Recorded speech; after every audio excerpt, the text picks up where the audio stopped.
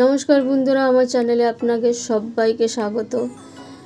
আজ আমি রান্না করছি গোজালি মাছের কালিয়া, যেটা আপনাদের সঙ্গে শেয়ার করলাম। রেসিপিটা আপনাদের ভালো লাগে অবশ্যই আমাকে জানাবেন আপনাদের কেমন লাগলো।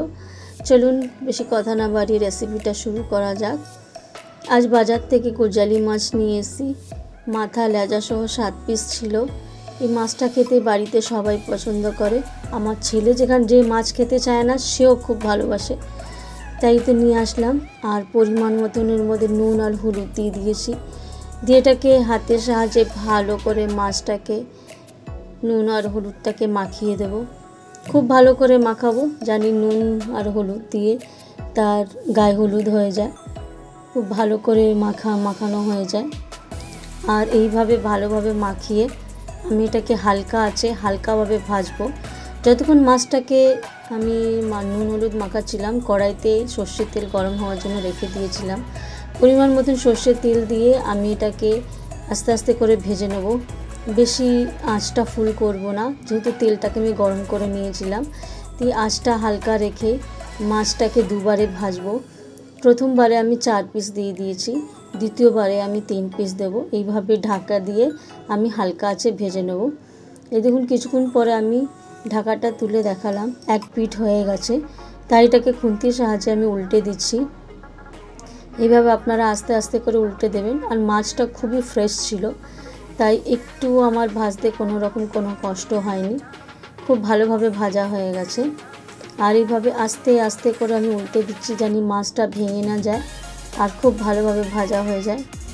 আপনারা দেখতেই পাচ্ছেন এক পিঠ ভাজা হয়ে গেছে। এইভাবে আপনারাও আস্তে আস্তে করে হালকা করে ভেজে নেবেন। সব কটা আমি মাছ উল্টে দিয়েছি। এবার আবারও আমি ঢাকা দিয়ে দিলাম। আর যতক্ষণে মাছগুলি ভাজা হচ্ছে ততক্ষণ মিক্সিং জারের মধ্যে আমি কিছু জিনিস নিয়ে নিলাম। একটা মিডিয়াম সাইজের টমেটো নিয়ে নিয়েছি কুচি করে, একটা মিডিয়াম সাইজের পেঁয়াজ নিয়ে নিয়েছি, 7-8 কোয়া রসুন এবং 1 ইঞ্চি মতন আদা নিয়েছি। আর যতটা ঝাল আপনারা খাবেন ততটা আপনারা কাঁচা লঙ্কা নিয়ে নেবেন। আমি 4-5টা নিয়েছি, যেহেতু আমি শুকনো লঙ্কা ব্যবহার করি না, আমি কাঁচা লঙ্কা দিয়েই করি, তাই এটাকে ফাইন পেস্ট করে নিয়েছি। এইদিকে আমার মাছ ভাজা হয়ে গেছে। আর মাছ ভাজা তেলের মধ্যে আমি একটা তেজপাতা 2 টুকরো করে এবং একটা শুকনো লঙ্কা 2 টুকরো করে দিয়ে দিলাম। এটা ফোড়নটাকে ভালো করে ভাজা হয়ে গেলে তারপর আমার যে পেস্ট করা মশলাটা সেটা আমি দিয়ে দিলাম। সেটাকে ভালো করে কষিয়ে নেব। আর এর মধ্যে আরেকটা মশলা দিয়েছি, যেটা আপনাদেরকে দেখাতে ভুলে গেছিলাম, আমি বলে দিচ্ছি। সেটা হলো অল্প একটু চাল মগজ আর 2 চামচ দই নিয়েছিলাম। সেটাকে ভালো করে মিক্সিতে ফেটিয়ে নিয়েছি এবং পেস্ট করে নিয়েছি। সেটাকেও দিয়ে দিলাম। দিয়ে এটাকে মশলাটাকে ভালো করে কষাতে হবে এবং কষাবার সময় এর মধ্যে পরিমাণ মতন নুন, হলুদ, ধনে গুঁড়ো, জিরে গুঁড়ো আর কাশ্মীরি লাল লঙ্কা দিয়ে দিয়েছিলাম। আমি যেহেতু শুকনো লঙ্কা গুঁড়ো ব্যবহার করি না, তাই আমি কাশ্মীরি লাল লঙ্কা একটু দিয়ে দিই রঙের জন্য, সেটা দিয়ে দিয়েছিলাম। দিয়ে এবার মশলাটাকে ভালো করে কষাতে হবে। যতক্ষণ না তেল ছেড়ে যায় ততক্ষণ মশলাটাকে কষাতে হবে। ঢাকা দিয়ে দিয়ে কষাবেন, একটু পর পর ঢাকা খুলে খুলে কষাবেন, তো তাড়াতাড়ি হয়ে যায়। যতক্ষণ মশলা কষাচ্ছি ততক্ষণ আপনাদের কাছে একটা রিকোয়েস্ট আছে যে আপনারা আমার চ্যানেলটাকে অবশ্যই লাইক সাবস্ক্রাইব করতে ভুলবেন না। আপনাদের যদি রেসিপি ভালো লাগে শেয়ার করবেন, আমার খুব ভালো লাগবে। আর কমেন্টে কিন্তু অবশ্যই জানাবেন আপনাদের কেমন লাগলো রেসিপিটা। আমি কষাতে কষাতে দেখলাম একটু জলটা শুকিয়ে গেছিলো, তো মিক্সির বাটি ধোয়া জলটা একটু দিয়ে দিয়েছিলাম। দিয়ে ঢাকা দিয়ে দিয়ে কষিয়েছি। দেখুন মশলা থেকে কি সুন্দর তেলটা ছেড়ে গেছে। এইভাবে তেলটা যখন ছেড়ে যাবে তখন আপনারা আপনাদের গ্রেভি দিয়ে দিতে পারবেন। দেখুন আপনাদেরকে দেখাচ্ছি, মশলার পুরো জলটা শুকিয়ে গেছে এবং কি সুন্দর তেলটা ছেড়ে গেছে।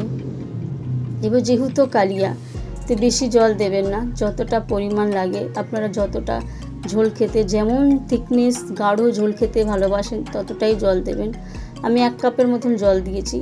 দিয়ে গ্রেভিটাকে ভালো করে নাড়িয়ে নিচ্ছি এবং গ্রেভিটা যখন ফুটে উঠবে তখন আমি এর মধ্যে মাছটা দিয়ে দেব। ভালো করে নাড়িয়ে নিচ্ছি। আপনারা এইভাবে ভালো করে মিশিয়ে নেবেন। দেন গ্রেভিটা আমার ফুটে উঠেছে। এবার একে একে সব মাছটা দিয়ে দেব। আর এতটা জল দেবেন জানি মাছগুলি ভালোভাবে ডুবে যায় এবং গ্রেভিটা সম্পূর্ণ মাছ চুষে নেয়। দেখুন আমি একটা একটা করে সব দিয়ে দিলাম। এইভাবে আপনারা আস্তে আস্তে করে দিয়ে দেবেন। দিয়ে খুন্তির সাহায্যে আস্তে আস্তে করে মাছগুলোকে একটু ডুবিয়ে দেবেন, যেভাবে দিলাম। দিয়ে এবার একটু ঢাকা দিয়ে দিচ্ছি। ঢাকা দেওয়াতে মাছটা যখন ফুটে উঠবে গ্রেভিটাও কিন্তু ভালোভাবে মাছের মধ্যে ঢুকে যাবে। দেখুন ঢাকা সরিয়ে 2 মিনিট পরে দেখালাম কি সুন্দর আমার মাছগুলি সব গ্রেভিগুলি চুষে নিয়েছে। উপর থেকে অল্প একটু গরম মশলা দিয়ে দিয়েছি, দিয়ে আবারও একটুখানি হাতা দিয়ে খুন্তি দিয়ে ঠিক করে আমি আবারও ঢাকা দিয়ে দিচ্ছি। কিছুক্ষণ পরে আমি আবার খুলে দেখালাম কি সুন্দর দেখুন ঝোলটা ফুটে উঠেছে।